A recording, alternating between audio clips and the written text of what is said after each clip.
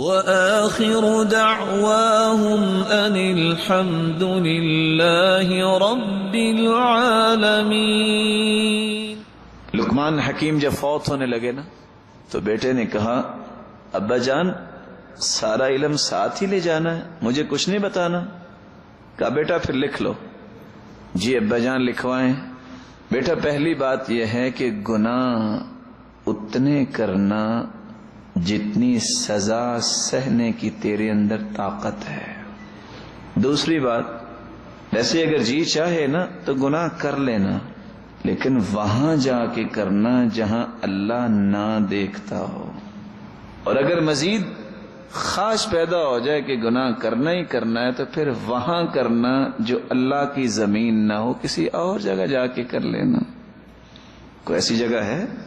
قرآن مجید میں اللہ فرماتے ہیں نا، یا معشر الجن والانس ان استطعتم ان تنفذوا من اقطار السماوات والارض فانفذوا لا تنفذون الا بسلطان فبأي آلاء ربكما تكذبان۔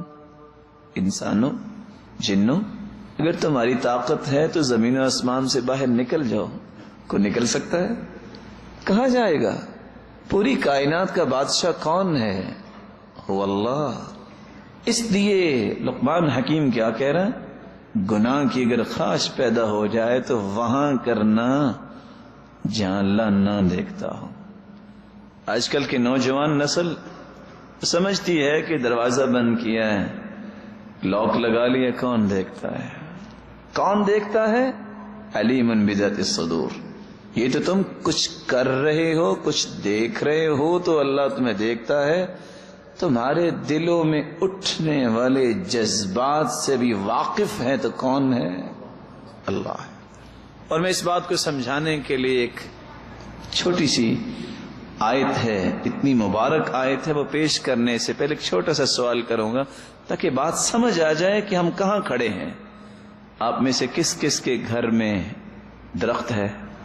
پریشانی ہو نا، میں کچھ نہیں کہوں گا آپ کو۔ کوئی بتا سکتا ہے کہ اس کے گھر میں جو درخت ہے اس پہ پتے کتنے ہیں؟ بولے؟ چلو کوئی یہ بھی بتا سکتا ہے دنیا کا کیلکولیشن کا نظام اگر اکٹھا کر لیا جائے، جو جدہ میں جتنے درخت ہیں اس کو کیلکولیٹ کیا جائے کہ اس میں پتے کتنے ہیں، ممکن ہے؟ It possible? ممکن نہیں ہے۔ پوری کائنات کی شجرکاری وہ سمندروں میں ہے یا خشکی میں؟ قرآن کیا کہتا ہے؟